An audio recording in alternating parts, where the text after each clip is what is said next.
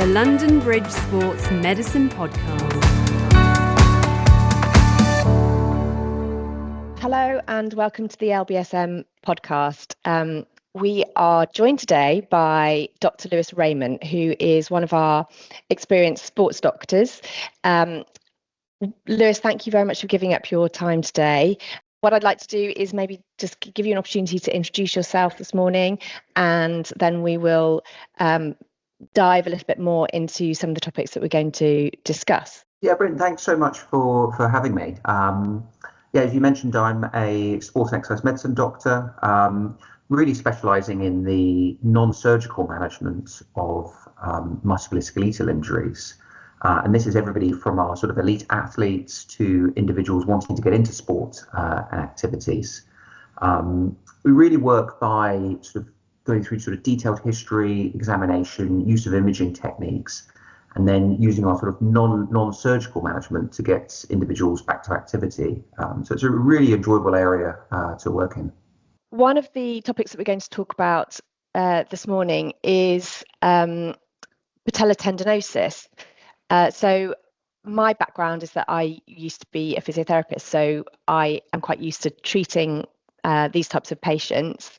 But let's kick off by just going through what exactly patella tendinosis is, and how does it differ from other types of knee pains that people might experience. Knee pain is so common, and there's really causes individuals often quite a bit of problems, particularly if they have upcoming competitions, or equally if they're just getting into activities such as running.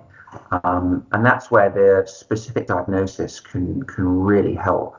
And of that kind of group of patients that we see with knee pain, patella tendon issues, particularly patella tendinopathy, is a really common cause. But the good news is that there's lots of things that we can do about it to help get individuals back to activity. Unfortunately, my clinic this week has been filled with knee-related problems. And it's not just runners. I mean, patella tendinopathy is, classically can often be referred to as sort of jumper's knee. And I guess we can go into a bit of detail as to why that is. I guess coming back to your sort of earlier question of how we distinguish the kind of different types of knee pain. I guess being quite specific about it, the patella tendon is a structure which helps the knee extend, so is really important in all sorts of movements. So whether that's running, jumping, or even walking upstairs, and it's that kind of feels a bit like a thick band kind of at the front of the knee. And often individuals, when they're experiencing problems with the patella tendon, often point to it and say, "This is exactly kind of where my knee pain is," and that often gives us a good clue. Equally, if the pain's been going on for quite a bit of time, sometimes it can be a little bit more diffuse and kind of spread across. And that's where often we start using our sort of examination skills and history skills to kind of pick apart exactly the particular causes for it. And I guess in your experience as a physio, how have you often found that people are presented with it? Yeah, I mean, I agree. It tends to be there's quite classic symptoms, and people do come in and say, "This is exactly where it hurts," and you can really palpate and feel that tendon as it comes off the patella. And so when somebody says, "Oh, I've got pain right under my kneecap," it's quite a good indication that that's probably a good probability of what they're looking at. And I guess also there's some classic, tendons do behave in a particular way, and so there's very often when people come in and they describe their symptoms or their patterns of pain, again they often do talk about that sort of latency, that they sort of it feels a bit niggly when they first start out running, or when if they're playing basketball or netball, and then it sort of goes away a bit, and they feel that they can do the activity that they want to do, and that's why it can often be quite problematic and ongoing, because they can still often do the thing they want to do, and then it's often later that evening or even the next day when they are in excruciating pain. They can't go downstairs, and that sort of thing. So but then it quite often subsides again a couple of days later, and then they crack on with the next activity that they're doing, and so it's sort of this. You can often, as you say, that they can be quite chronic. Patients don't often come to you straight away because it's all quite manageable. So it's only when it sort of stops them doing more everyday things, or they just get to a point where, you know, they can't do the event they want to do, that they might come to you. That's sort of certainly, you know, maybe how I feel, perhaps partly because I'd see more kind of weekend warrior type patients rather than the more high performance patients that you might end up seeing. So they do tend to hang on to those injuries a little bit without coming and seeking advice. No, exactly. I guess the thing that's interesting, particularly for me, seeing the whole spectrum of sort of active individuals right up to our elite sports players, but the principles are broadly pretty much the same in terms of the sort of diagnosis and management aspects, the kind of tools that we've got and that we can use. And I think exactly as you described, that sort of often that kind of progressional continuum that people with patella tendinopathy experience. I often find that kind of patella tendinopathy continuum is often quite a helpful way of sort of thinking about it, particularly that in those earlier stages where the patella tendon can often be quite reactive, and that's where you've got that initial load tendon mismatch, where often people are putting, for really good reasons, putting quite high demands on their tendons, whether that's they've got back to running, or they may be a professional footballer who have now, rather than just having league matches, have now got a cup run, or somebody who's, for example, at the moment, like building up for the London Marathon and introducing their long runs, are putting more demand and load on the tendon than it's able to handle, and often reacts as a response. I often kind of think of that as a bit of a warning sign when you're in that kind of earlier reactive stage, and it's a sign maybe that we need to either pull back a little bit in terms of the loading, and possibly look at doing some kind of focused strength work to help the tendon enable that load. I guess the point that we start needing to look at more of those sort of medical interventions, or particularly looking at using other tools at our disposal, or if people continue running and continue loading through that reactive phase and then hit that kind of like disrepair phase where you start getting those structural changes that we may well pick up on our ultrasound or MRI scan. And then if they sort of continue through there, you then hit that sort of degenerative part of the continuum where we start seeing the more extreme kind of structural changes. So it's, I often think of it as that kind of continuum that sort of goes across as quite a useful framework. Yeah. And do you find that there's an age category, a demographic? I know obviously it can affect anyone doing any level of activity, from, like you say, in terms of if you've changed that load, it might just be someone who walks quite regularly but decided this weekend to do a much longer walk or a much hillier walk than they normally would, and it's sort of just that mild increase of load that sort of tips them over the edge. But is there a sort of demographic of especially age-wise that is more affected by these types of problems? Yeah, no, definitely. I mean, with that kind of continuum model, we do know there certainly is a larger age skew, i.e. people are generally older at that more severe end in terms of that degenerative aspect with it. That doesn't mean that if you've got knee pain that you're definitely at that sort of extreme end of it. But it certainly has a correlation. Other factors that do or have a suggestion that they may predispose to that kind of tendinopathy and being further along that continuum. Often endocrine related conditions, things like diabetes, does have an association with being at a higher risk of that sort of more extreme end of that kind of tendinopathy continuum. But load certainly seems to be a key factor in that. Yeah. And I guess in terms of then your kind of treatment plan and what you would try and put in place for those patients, you're obviously trying to kind of get that balance between keeping them active but also managing, as you say, that sort of stress load that you're putting through the tendon. And you sort of touched on it earlier in terms of, do you feel that there's a mismatch between maybe their kind of lower limb strength with the issues that they are experiencing? Yeah, no, absolutely. I mean, the cornerstone of management is load management and through physiotherapy and sort of targeted strengthening work. I mean, there's a lot of exciting work, particularly in that space, that's come out, and our thinking and management of it has definitely developed over the years with that. But what we know is there is a fundamental kind of load mismatch, in that whilst tendons like load, and we want to keep individuals active, it's often looking across at what that person's weak is, how their loading is spaced out, and what their total cumulative load is. So generally, we keep people active, but we sometimes reduce the total amount that they're doing, or how that's distributed. Yeah, and would that be sort of over a week? You're sort of talking about them. Yeah, I mean, I think I'm very much in the kind of London Marathon mindset at the moment. Yes, with it. yeah. A lot of it's been speaking about short runs, long runs, those sort of aspects. But it's often quite a useful framework to kind of look at, in terms of in terms of load. I mean, again, with our, if we're in the sports setting, we sometimes look at kind of acute chronic workload, look at what fixtures are coming up, adjusting training sessions. But they're the exact same principles that we would use. Particularly for our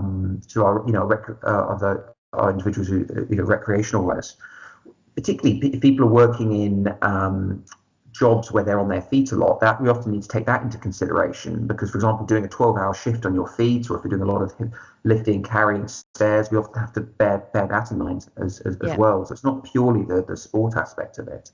So I think often sitting down with somebody, kind of going through their diary or whatever tracker it is that they use for their activities and step counts, often really can help get that acute flare of symptoms under control.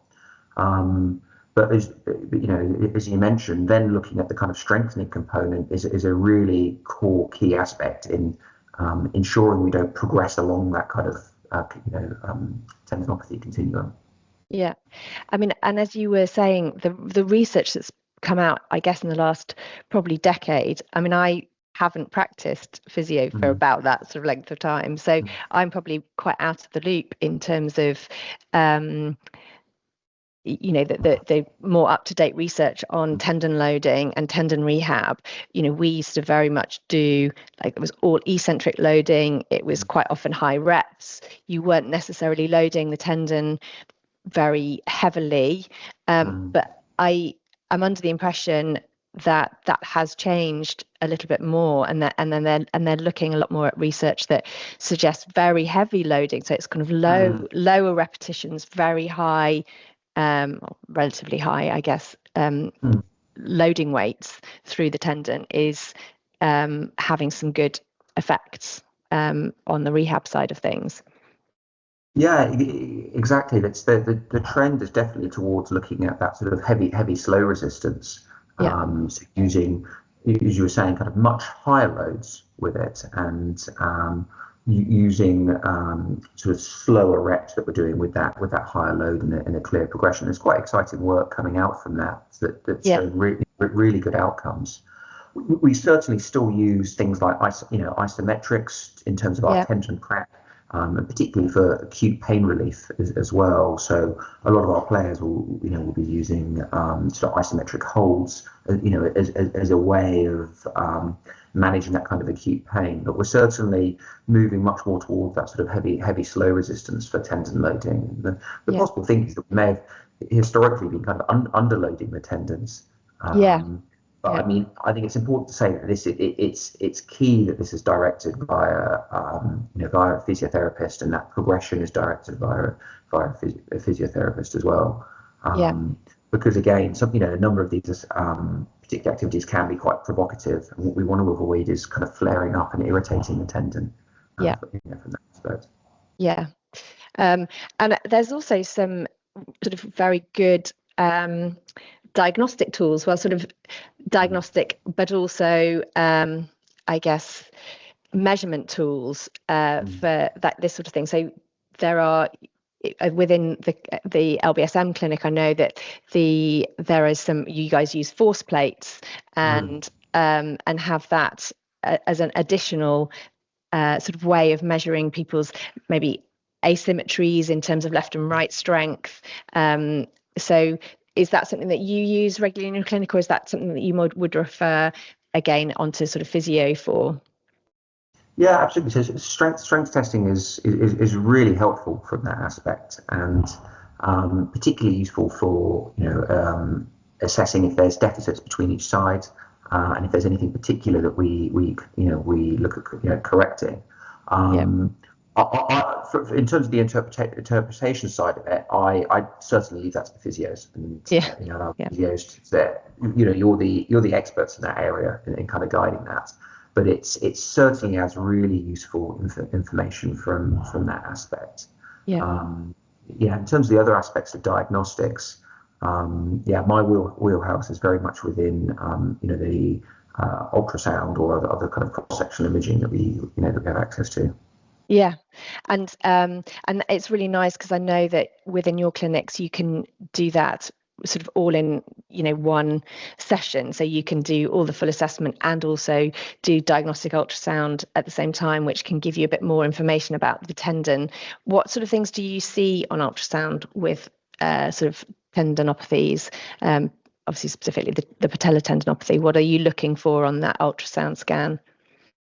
Yeah, so a lot of the use of ultrasound is confirming our diagnosis. So depending on where we are on that kind of tendinopathy continuum, we can see if there's any changes within the structure. So particularly if the tendon itself is thickened, we can see if there are any tears within the tendon as well. And then we can use a tool called Doppler, which demonstrates inflammation. So we can particularly see if that tendon is quite irritable and angry.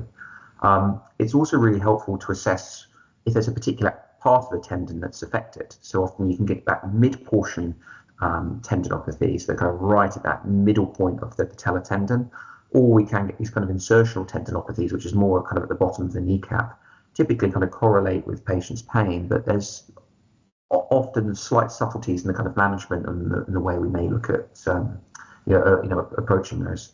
Yeah, and that I guess that was my next question really, is how once you've got that diagnosis of where in that tendon it's most affected, what does change? How would that management change? Yeah, so often in my experience, the insertional tendinopathies, those kind of right at the bottom of the kneecap, often can be a little bit more irritable and often get a little bit more provoked as well with particular movements. So it's very much individualized and personalized, but we would often be looking at adapting some of the, particularly some of the exercises to avoid that, to avoid provoking that area and that aspect with it. Equally, with some of the adjuncts, so those sort of additional treatments alongside physiotherapy, we may be more likely to use something like shockwave treatment for a mid-portion patella tendinopathy, as again, whilst it can be used in the insertional patella tendinopathy, sometimes it can be quite uncomfortable during the treatment. Moving on a little bit more to other treatments, shockwave you've just mentioned. Can you just give us a little bit more detail on exactly what shockwave therapy is and how it can be used to treat tendinopathies? Yeah, absolutely. So shockwave treatment is a non-invasive treatment. So although it's got, I guess, a little bit of a dramatic name, it's shockwave. Yeah. From a patient's perspective, the process is got a similarity to having something like an ultrasound scan. So typically we would put jelly over the area, and then apply pressure with the shockwave probe over that area. And the treatment typically lasts often around about 10 minutes or so with it, where essentially sound waves are being applied to that area with the aim of promoting healing and changes within the tendon. Now, I think the thing that's important to say is that shockwave alone isn't an adequate treatment for tendinopathies. This is very much in addition to a well-structured physiotherapy regime. So what we know is that pain scores from studies that's with outcomes around about sort of 3 to 6 months are typically improved compared with shockwave plus physiotherapy, as opposed to sort of physiotherapy alone. So it's a relatively good adjunct kind of additional treatment that we would look at using. And it's certainly preferable to anything interventional such as injections, which carry risks with them. So it's certainly a really useful tool used for the correct patients. Yeah, I've never had it on my knee. I've fortunately never had any knee pain, but when I was training for the London Marathon, which was in 2011, I had some shockwave on my Achilles, and it was brilliant. It really did make a big difference. I was also having physio. My colleagues would take it in turns to inflict various treatments on me. They did a lot of calf massage as well, but but the shockwave really did make a big difference for that. So it's obviously something that is good for patients, and a good treatment option. The other treatment you mentioned, obviously sort of briefly, was injection therapy. That's something that you offer in your clinics, and it's it's becoming more and more sort of accessible, I think, within physio clinics, within sports medicine clinics. But it's something that's really important to make sure you're getting it right, that you're not it's not a treatment that's just given lightly. But talk us through a bit more about what the injection options are, because I know it's not just the cortisone injections. There are other types of injections that might be available. Yeah, absolutely. And as you said, I think interventional treatments such as injections, we've got to think really carefully if we're going, if we're looking at going down that route and using those as options, because they're certainly not without risk, and particularly around tendons as well. And I think first of all, injections themselves are quite uncomfortable. It's not nice having a needle particularly put into a painful area. And whenever you're introducing a needle, there's always the risk of introducing an infection as well. So those risks apply kind of for all injections with it. In terms of the different options of injections that we use for tendinopathy, again, historically, steroids were used, and we know that they're very effective at getting pain and inflammation under control. But what's kind of emerging is that whilst they provide short-term benefits, in the longer term, particularly that sort of 3 to 6 month mark, actually patients can often be worse off from a pain perspective with it. And equally, steroid around the tendon can often weaken the tendon and increase the risks of complications such as tears and ruptures. So you would always think very carefully of introducing kind of steroid around that area.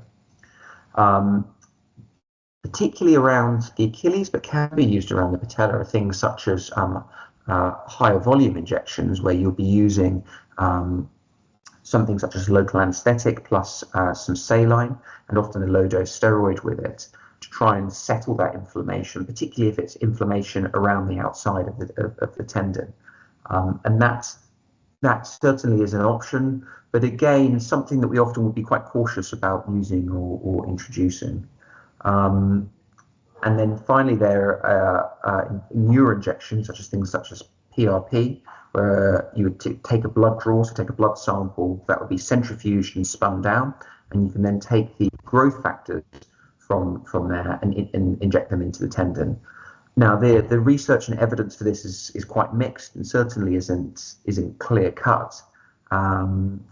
But again, it is an option that can be offered to patients in the correct context. I guess the only other injection that you can mention is something like hyaluronic acid. Classically, it's used more within the joints, but there is but it is something that can be used around tendons as well. So there's a number of options that can be used, but again, these classically would be for individuals who have been well established in a good rehab program, and we're looking at something, additional to help them along, particularly if there's symptoms that are affecting them engaging in that kind of rehab program. Yeah, I think that's the key sometimes, isn't it? It's if a patient is so, it's so flared up, and it's sort of, they can't really even engage in the physio rehab, and it's certainly the way that I've sort of worked with sports doctors in the past has been when they're just so acute and they can't, and almost anything that you're doing seems to just aggravate it, and having that injection just allows them to be able to be more pain-free, walk more normally, and engage in their rehab program properly.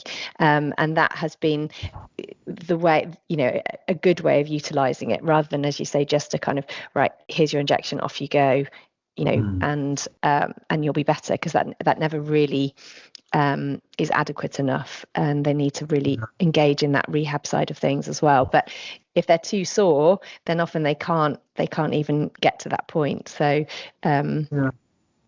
it's I think the other thing that's really important, particularly I think particularly when I'm seeing patients in my clinic, is that it can be really frustrating, particularly for particularly if this is they've had discomfort that's going on for a long period of time. It's stopping individuals doing the activities that they really enjoy, which is often a sort of stress relief and helping manage stress. And then when that's then taken away, particularly because of pain, it can be really quite frustrating, for individuals. Yeah, certainly. So just sort of finishing off, in terms of, if someone is struggling with that persistent patella tendinosis and they're not really making any progress, what are the kind of key things that they should try and be doing, or what are the key things that you would recommend for them? Yeah. So the first thing is to review the load management, as we discussed at the beginning. So it's often having a look at what the activity levels have been like. Is there appropriate rest? Can that individual pull back slightly in terms of either the quantity or the intensity of the activity that they're doing? And then really booking, if that's not working, then I think booking for an assessment, which will involve sort of history examination plus or minus diagnostics. First of all, to confirm the diagnosis, exclude that there's anything else going on, and then having kind of an appropriate management plan, which often looks at involving multiple members of the team, often sports doctor, physiotherapist, as part of that. It's been really interesting to talk to you, and appreciate all your information and advice, and hopefully this will be useful to lots of our listeners, whether they're runners or netballers or hockey players. As you say, it can affect anyone of kind of all ages and doing all levels of activity. So but thank you very much for your time, and hopefully we will be able to chat about some other conditions at some point later on. Oh, brilliant. No, thanks so much for having me. Thank you for listening to LBSM's Ask the Expert series. We really hope you enjoyed listening. If any of the topics discussed are relevant to you, or you want to find out more, please get in touch by phone, email, social media, or visit our website. Thanks again, and see you soon.